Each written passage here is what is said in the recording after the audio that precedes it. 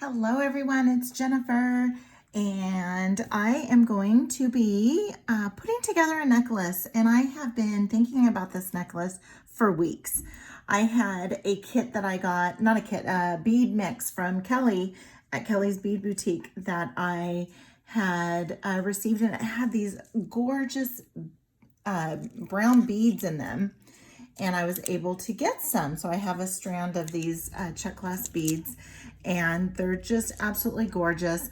And when with the color of these beads, I immediately thought of this capture chain that I have that was in a remnants bag from Nile at SilverSilk and More. And what's a remnants bag? A remnants bag is just that.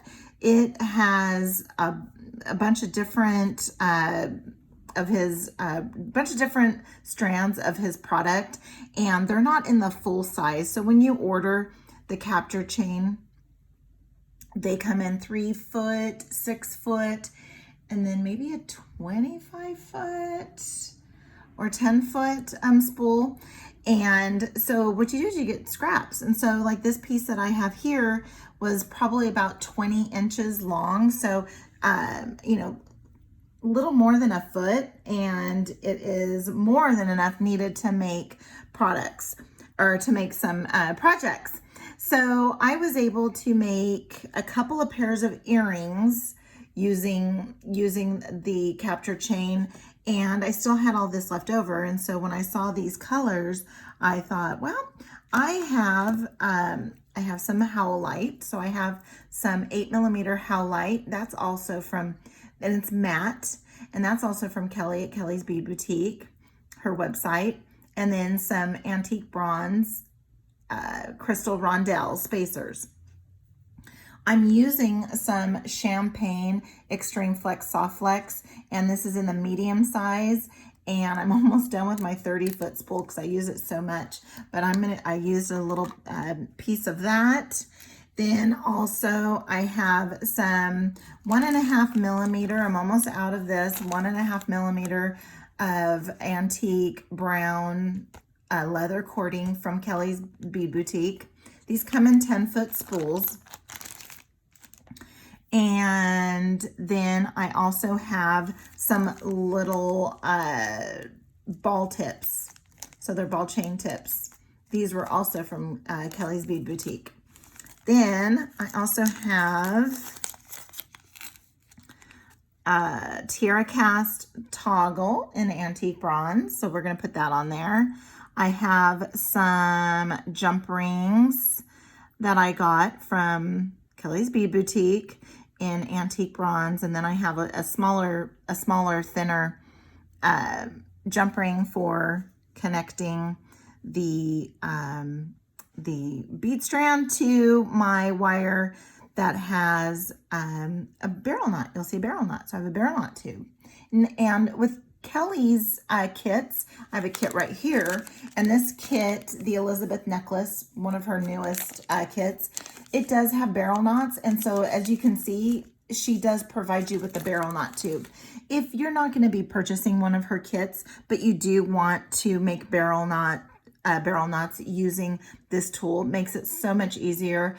She has these on her website. So if you just go to search on her kelliesbeadboutique.com site and just type in barrel knot, and you'll be set up with the link for that. So I'll also link it in the description. I'll look for these brown beads and the rondelles and the howlites. I'll put those on there. I'll also put a link to SilverSilk and More for the capture chain, also the remnants bag. The remnants bag, you don't know what colors you're going to get. You're just going to get a random set of their product. And so I don't know what color I'm going to get, and I was lucky enough to get this color, and it just matches perfectly. So I've already done a 4-wrap barrel knot here.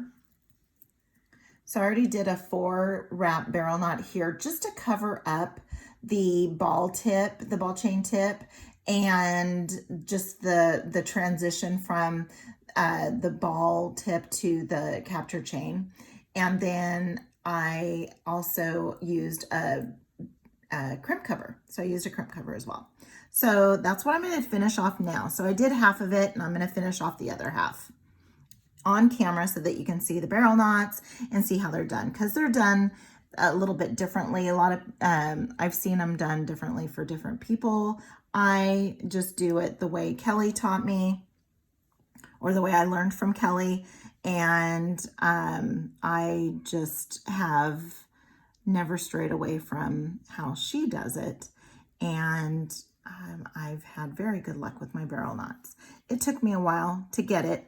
It did. It took me a while to get it. It's not the easiest thing to do, but it once you have it down, it is fairly easy once you have it down. And I've noticed too that it just depends on what you're barrel knotting and where you're at. And, you know, it was kind of difficult for me to barrel knot onto this capture chain, but once I got started in there, I was able to be able to finish it off pretty well. And I'm using some magic crimpers here. I'm using some 2x2 crimp tubes and using the magic crimper. And what the magic crimper does is it takes that barrel or that crimp tube and just forms, your finish forms more like a bead rather than just a folded crimp tube. So we're going to go here, cut that off. And that's why I have quite a bit of slack, only because too, I've got the crimp tubes, and then also too with the, these are bigger beads. And so I just want to make sure I'm going to have enough room, wiggle room in between. So let's go ahead and if I did have too much room, I can always add more. Of these crimp covers too. So let's go ahead and get this covered up here. And I just kind of give it a little squeeze, and then I go back and forth just so that I can make sure that I keep that form so that it just looks like a bead.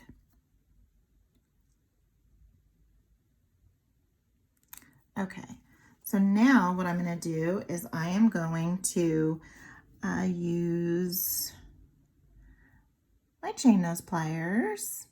So far I've used my magic crimper, my chain nose pliers, I've used my cutters, and now I'm using some bent nose chain pliers. And then let's go ahead and get this on here. And then get this strung through the little bead tip. Okay, and then just make sure you get this closed off because it is wire. I did not use a wire guardian. I do sometimes, it just depends on the wire, and it depends on how well I get my jump ring. And obviously the jump ring, I'm not going to know about the jump ring until after I put the jump ring on, but these are very good jump rings. I get them from Kellie's Bead Boutique as well. So now what I'm going to do is I'm going to take my leather, and I have probably about 10 inches here. And I just cut a random amount off here. And what I want to cover is I want to cover this area here. I mean, I don't have to, because I was able to get some of that knitted wire inside the ball tip, because the ball tip cover is not the standard cover for these for the capture chain. It's more like these here. These are his custom, those are his custom findings in cap covers, where if this was opened up, you would see that there's little teeth to grab onto the ball chain. I just didn't have any single strand in this color, and I thought, well, then I am going to do a barrel knot. And so that's what I'm going to do. And she did do this in a soft flex demonstration. It was the customer appreciation. She covered up the link between where the soft flex met the chain, and did a little barrel knot. So it's kind of from her too, something that she's already done. And so now what I want to do is I'm going to I have my leather on the outside, and I have my barrel in the middle, and then I have my what I'm going to wrap around on the inside. And so I'm going to go up the very back, and I want one of my loops to go just under where that ball tip is. And I'm going to go around 4 times. And it is a little tricky because you're not on a flat, you're not in a flat surface. You're not really, it's not, this isn't one of the conventional ways that I learned how to do them as far as the material. But what I'm doing here is taking my finger and just going up to where that, where the jump ring meets with the ball tip, and I am going to just start pulling. And I'm pulling on this strand right here, the strand that I passed through the barrel tube.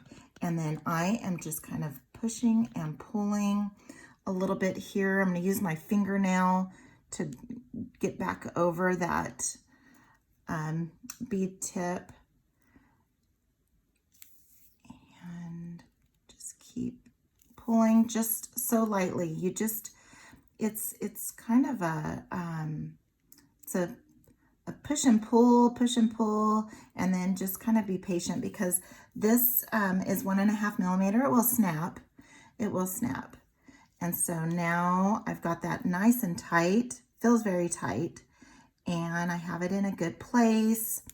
And so now what I'm going to do is I'm going to go ahead and take my cutters and just go right at the base. And we are going to use, we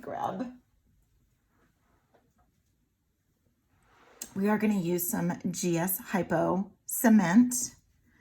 And so I'm just going to go right at the base here and give that a little snip. And then I'm going to go here on this other end and give it just a little snip. Make sure that you snip all the way through, but then not snipping anything else. So just be careful. Okay. All right. So now what I want to do is I want to connect my ball tip at the top here.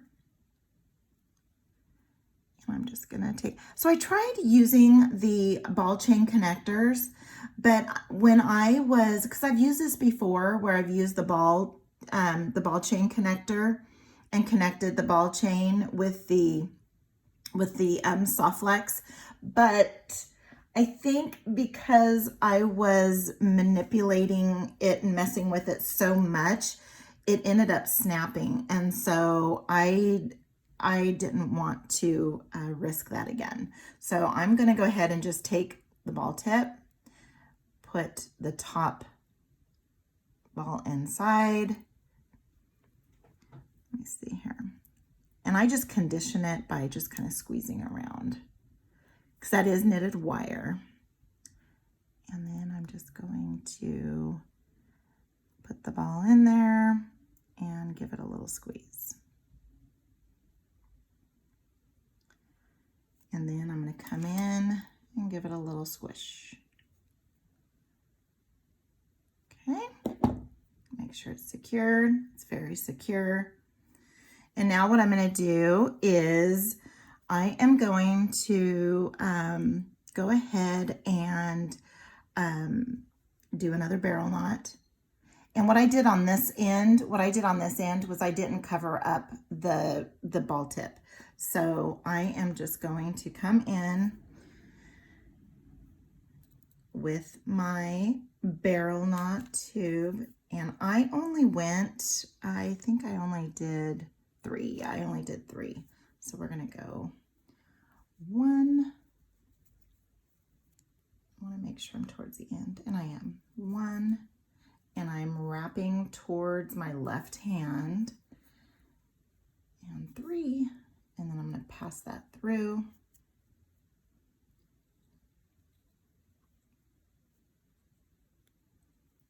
And again, I'm working with a smaller piece of leather just because I'm getting low on the leather. And so now what I'm going to do is I'm going to hold this strand down, and I put my thumb now down at the bottom of that ball tip cover, and I am just gradually pulling and bringing in my fingernail, pushing and pulling just until I get this nice and tight. And you want it tight. You don't want to bust, to break it, because it will snap. And you just kind of pull and keep it all intact and push and pull. And again, like I said, if I had a longer piece, it wouldn't be so difficult. But I just have very little. As you can see, I only have a little bit more, and I know I need to use it for a couple more projects. Okay, so now that I have that nice and tight, I can go ahead and come in and give that a little trim, and then give this side a little trim. Make sure I'm only trimming that. Then when I look at this, I mean, that's not that bad. You can see a little bit, of the inside of the leather. Well, another tip I learned from Kelly is to take a Sharpie, and I'm using black. Even though I'm using black and it's brown, I just kind of dab it just until I see that it's absorbed the color. And what I found is that even though it's black, it's less of a contrast than that light up against the brown. So I just kind of give it a little dab, dab, dab. And I just dab, dab, dab. Then what I'm going to do, then what I did is I took some GS Hypo cement and opened that up. And then I just very carefully, I can't even find where it was. I just very carefully come in and dab, dab, dab on both sides where that, where the tails come out. Okay, so I just dab a little bit there. I'm going to do it off camera after I'm done. But now I have my necklace. Okay, so what I want to do now is go ahead and add my toggle. Now, since my strand will go through this end, I am only going to use 1 jump ring on the bar side. I typically will use 3 just because then it's easier to go in and go through the toggle there, the round end. But since this is thin enough, or not as the diameter can fit through there, I'm only going to use 1. So I'm going to use 1 here. Again, these are really heavy duty, very heavy duty jump rings. And sometimes they don't want to go through very easily. So then I just grab, because sometimes they don't, the ends here don't end up being too even. So I just kind of put that through there that way, just to kind of even out the hole. Sometimes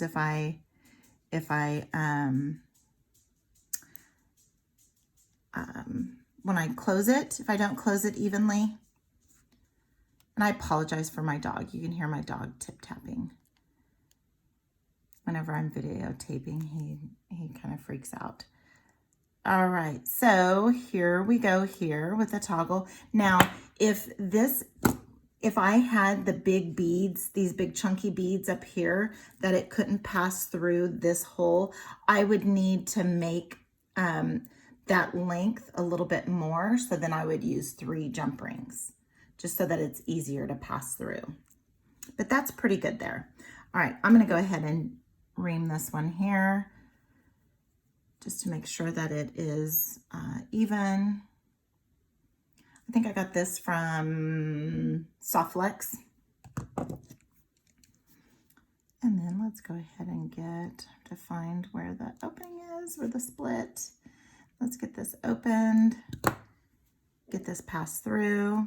Again, like I said, I have been thinking about this project for weeks and just been so busy and have not been able to carve out any time to get this done. But here we are, we're done. And I just do the little nail test and here we go.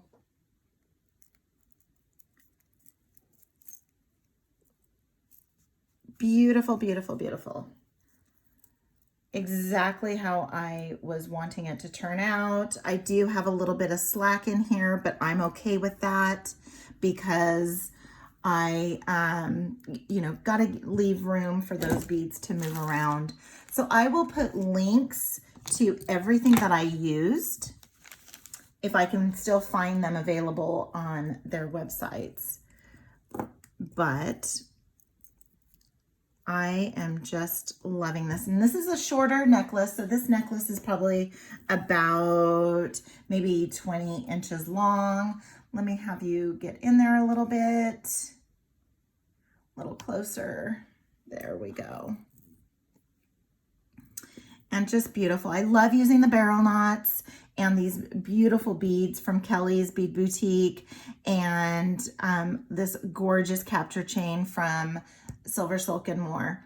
So I will leave all the, like I said, I'll put all the links in the description, everything that I used, and as much as I can find still online. And I hope you enjoyed this video. Please like and comment. And if you haven't done so already, please subscribe. Thank you so much. We'll see you next time.